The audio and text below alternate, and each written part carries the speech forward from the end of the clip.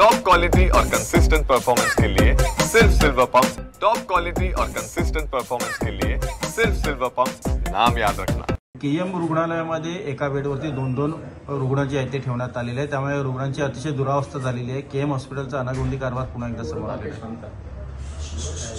मी आज केएम रुग्णालयामध्ये वॉर्ड क्रमांक 4A मध्ये माझ्या मतदारसंघातील एका पेशंटला पाहायला गेलो होतो आणि ज्यावेळी मी वॉर्डमध्ये गेलो त्यावेळी जे दृश्य पाहिलं अतिशय विदारक असं दृश्य होतं। प्रत्येक कॉटवर म्हणजे त्या पूर्ण वॉर्डमध्ये संपूर्ण जेवढे बेड आहेत त्या सगळ्या बेडवरती दोन पेशंट ठेवण्यात आले होते। मी पूर्ण स्टाफ नर्सना बोलवले, त्यांच्याशी चर्चा केली, म्हणाले साहेब गेले आत्ताच नाही गेले 15-20 दिवस अशीच परिस्थिती आहे, प्रत्येक बेडवरती दोन पेशंट ठेवण्यात आलेले आहेत। आम्ही प्रशासनाला कळवलं परंतु याची दखल कोणी घेत नाही। मला तिथे डॉक्टर देसाई भेटले, मी त्या देसाई साहेबांशी बोललो, म्हणजे काय परिस्थिती आहे? बोला ना पेशंट जास्त आहेत आणि त्यामुळे वॉर्ड कमी पडतोय। त्यांना सांगितलं की केएम रुग्णालयाच्या स्थापना दिनावरती करोडो रुपये आपण खर्च केले, मग जो काय तो तंबू बनवला होता एअर कंडिशन, तिथे पर्यायी व्यवस्था करायची, कारण आपलं रुग्णालय शेवटी दायित्व आपलं ती रुग्णसेवा, रुग्णांना सुविधा देणं हे आपलं कर्तव्य आहे। आणि जर असे एकेका बेडवरती दोन पेशंट संपूर्ण वॉर्डभर आपण ठेवणार असाल तर आपण या रुग्णांच्या आरोग्याशी खेळतोय, कारण प्रत्येक रुग्णाला कुठला न कुठला आधार आहे। एखादा टीबी असणारा रुग्ण त्या एखाद्या रुग्णाच्या शेजारी तुम्ही ठेवलाय तर नक्कीच त्या शेजारच्या रुग्णाला नसलेला आधार देखील होणार आहे, परंतु याची गंभीरतेने दखल केएमचं प्रशासन घेत नाही।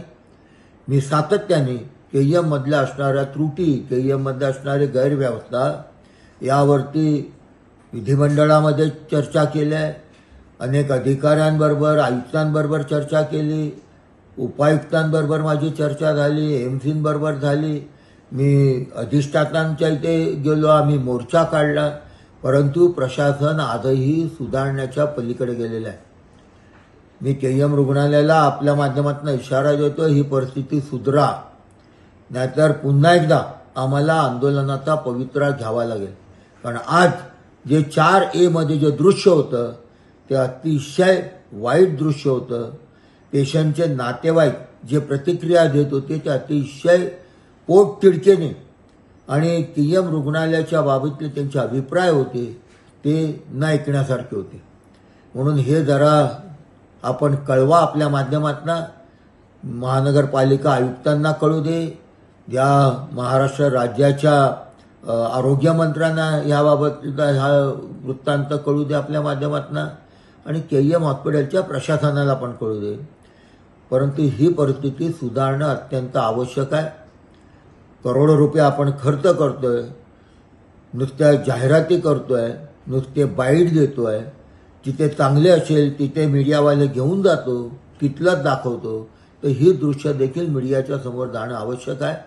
आपण ती दाखवावी अशी मी आपल्याला विनंती करतो।